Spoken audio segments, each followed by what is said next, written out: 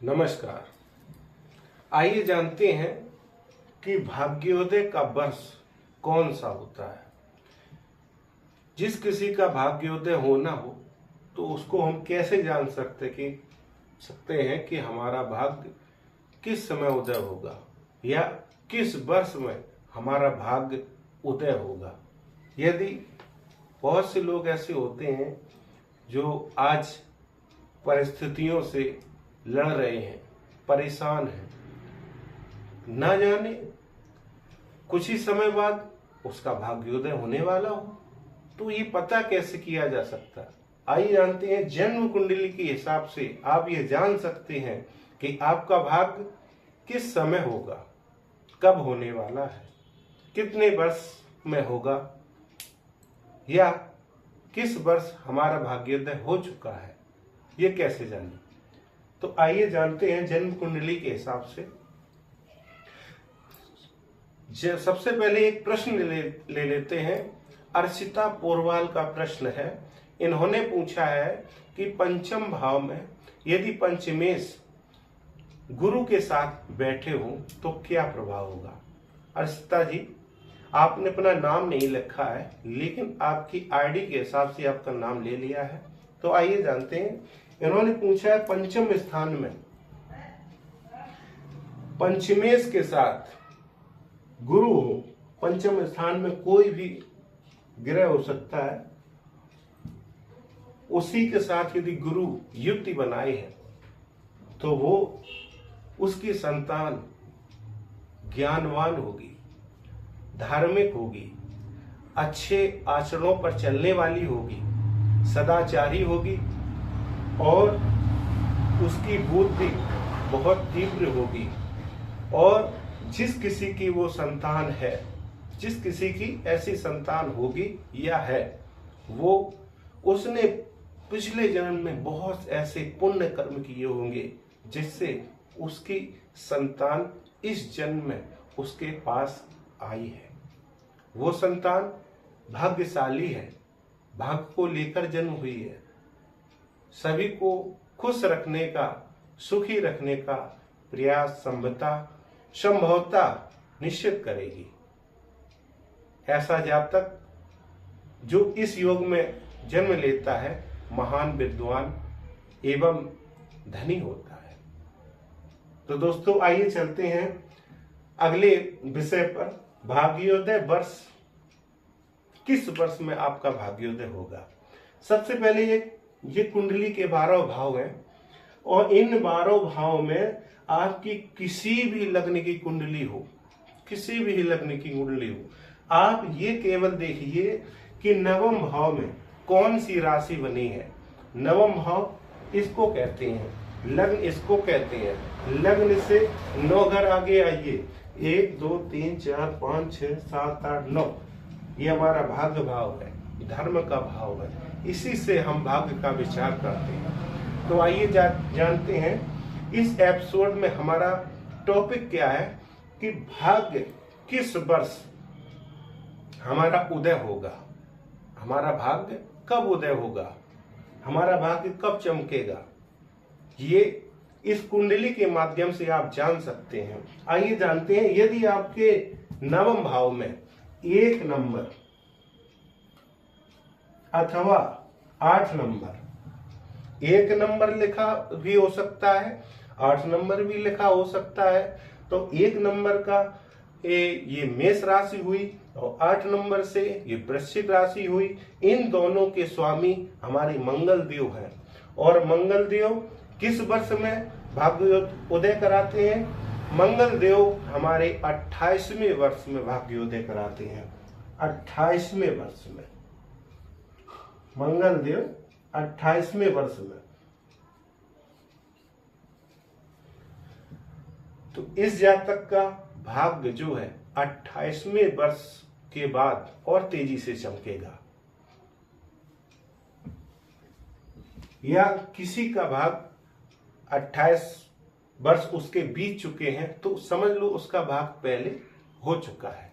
भाग्योदय का अर्थ यही होता है कि आज जिस परिस्थिति में है, कल भाग्य जब उदय होगा तो वो उस परिस्थिति से ऊंचाई की तरफ दिन दिन बढ़ने लगेगा। आई जाती है नेक्स्ट अगली, यदि आपके नवम भाव में वृष राशि 2 नंबर अथवा 7 नंबर लिखा है, तो 2 नंबर का अर्थ है वृष राशि और 7 नंबर का अर्थ है तुला राशि।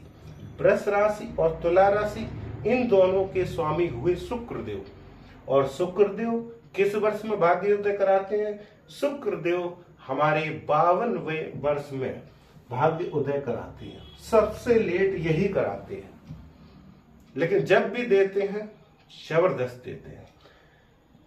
2 नंबर अथवा 7 नंबर कोई भी राशि लिखी हो, या 2 नंबर लिखी होगी वृष राशि या 7 नंबर लिखा होगा तुला राशि, इनमें से कोई भी यदि राशि आपके अंक आपके भाग्य भाव में है तो उसके मालिक हुए शुक्रदेव, और शुक्रदेव उस व्यक्ति को 52वें वर्ष में भाग्य उदय कराते हैं।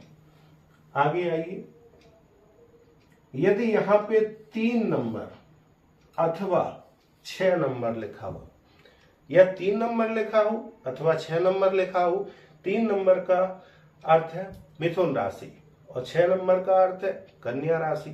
मिथुन राशि के स्वामी और कन्या राशि के स्वामी बुध होते हैं। इन दोनों राशियों के स्वामी हुए बुध देव, और बुध देव ये 22वें वर्ष में भाग्योदय कराते हैं। 3 नंबर अथवा 6 नंबर ये बुध देव हुए।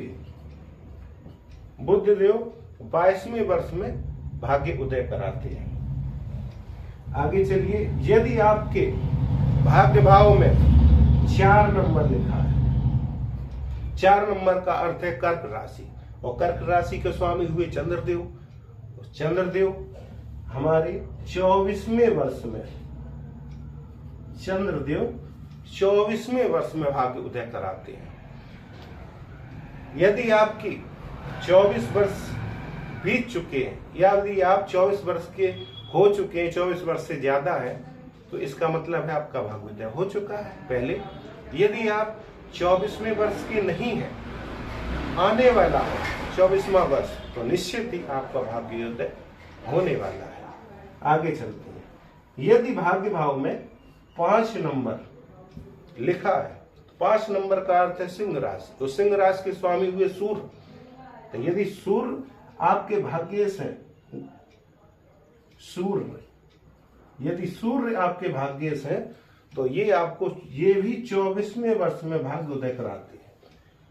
कितने वर्ष में? 24वें वर्ष में सूर्य देव भी भाग्य उदय कराते हैं। आगे चलिए, यदि आपके भाग्य भाव में 9 नंबर अथवा 12 नंबर लिखा है, या 9 नंबर लिखा होगा या 12 नंबर लिखा होगा, तो 9 नंबर के स्वामी हुए, मतलब राशि हुई धनु, और 12 नंबर की राशि हुई मीन। इन दोनों के स्वामी हैं गुरुदेव। और गुरुदेव भाग्योदय कब कराते हैं? इनके स्वामी हुए गुरु, और गुरु हमारे सबसे कम उम्र में भाग्योदय करा देते हैं, सबसे कम उम्र में, यानी 16वें वर्ष में ये हम भाग्योदय कराते हैं। 16वें वर्ष में या 16वें वर्ष के बाद ये भाग्योदय जबरदस्त कराते हैं। आइए आगे चलते हैं, यदि आपके नवम भाव में 10 नंबर अथवा 11 नंबर लिखा है, या 10 नंबर लिखा हो सकता है या 11 नंबर और लिखा हो सकता है। 10 नंबर यानी मकर राशि और 11 नंबर कुंभ राशि, इन दोनों के स्वामी हुए शनिदेव, और शनिदेव हमारे इनके स्वामी हैं शनिदेव। और शनिदेव भाग्योदय कब कराते हैं? शनिदेव भाग्योदय 36वें वर्ष में या 36वें वर्ष के बाद निश्चित ही कराते हैं। आगे बढ़ते हैं, ये तो हो गया 7 ग्रह, सूर्य से लेके सूर्य, चंद्र, मंगल, बुध, गुरु, शुक्र, शनि। अब आइए जानते राहु और केतु भी आपका भाग्य उदय करा सकते हैं। वो जानते कैसे? देखिए, राहु की कोई अपनी स्वतः राशि नहीं है। एक बुध की कन्या राशि को अपनी राशि मानता है। यदि यहां पे 6 नंबर लिखा है तो इसके स्वामी तो बुध हुए, लेकिन राहु भी इस राशि को अपनी राशि मानता है। तो यदि अब राहु देव, लोग पूछेंगे 6 नंबर में बुध आता है, बुध स्वामी है, तो बुध भाग्येश हुए। इसमें यह देखा जाएगा कि कुंडली में बुध बलवान है या राहु। बलवान कैसे देखते हैं? अंश से।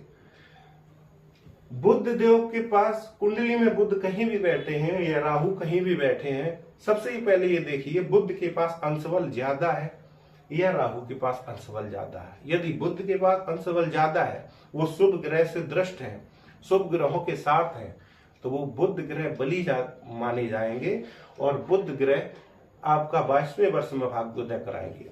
यदि बुध कमजोर है, राहु देव शुभ ग्रहों से दृष्ट है, अच्छे भाव में बैठे हैं, अच्छी डिग्री के साथ हैं, तो राहु देव भी आपका भाग्य उदय करा सकते हैं। अब राहु देव भाग्य उदय कब कराते हैं? राहु देव 42वें वर्ष में भाग्य उदय कराते हैं। 42वें वर्ष के बाद। आइए आगे चलते हैं। केतु, ये भी भाग्य उदय कराते हैं।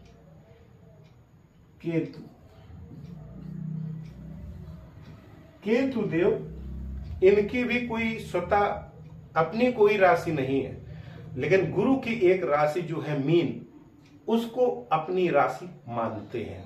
गुरु की राशि है मीन। यदि यहाँ पे 12 नंबर किसी के लिखा है ना, और उसकी महादशा निकल गई, महादशा मतलब 16 साल हो चुके, गुरु कराते हैं ना 16 वर्ष में, उसकी 16 वर्ष की अवस्था निकल चुकी, उसका भाग्योदय नहीं हुआ, तो वो ये अपनी कुंडली में चेक कर सकता है कि कहीं उसके केतु भाग्य तो नहीं कर रहे भाग्योदय। तो केतु को कैसे करेंगे? चेक करेंगे, ऐसे राहु को चेक किया। यदि गुरु केतु से ज्यादा बली है, ज्यादा अंशों से शुभ ग्रहों की दृष्टि से, गुरु पे शुक्र की दृष्टि हो, गुरु पे चंद्रमा की दृष्टि हो, गुरु त्रिकोण में हो, केंद्र में हो, बली हो, तो वो गुरु 16 वर्ष में भाग्योदय करा देते हैं। यदि गुरु कमजोर हो, 6वें 8वें 12वें हो, अशुभ ग्रहों से दृष्ट हो, तो गुरु जो है ना, वो हमेशा पीड़ित माने जाएंगे। इस अवस्था में केतु को चेक कीजिए। केतु यदि अच्छे शुभ ग्रहों से दृष्ट है, बलवान है ना, कुंडली में योग कारक है, ऐसी अवस्था को देखती हो, यदि केतु में बल, अंश बल ज्यादा है, तो केतु भी आपका भाग्योदय कराने की क्षमता रखते हैं। केतु कब भाग्योदय कराते हैं? केतु कराते हैं 48वें वर्ष में। जी, केतु 48वें वर्ष में भाग्योदय कराते हैं। तो दोस्तों, आप लोगों ने भली भांति ये समझा कि किस वर्ष में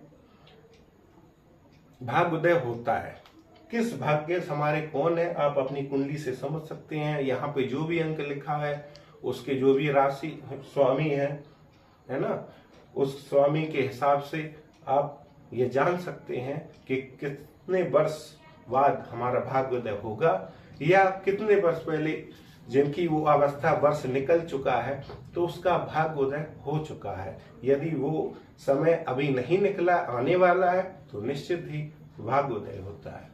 दोस्तों, भाग्य सबको चाहिए, है ना। हर व्यक्ति मेहनत करता है, कर्म करता है, सोचता है मैं कैसे आगे बढ़ूं, मैं कैसे सफल हूं, उस जगह भाग्य जरूर काम करता है।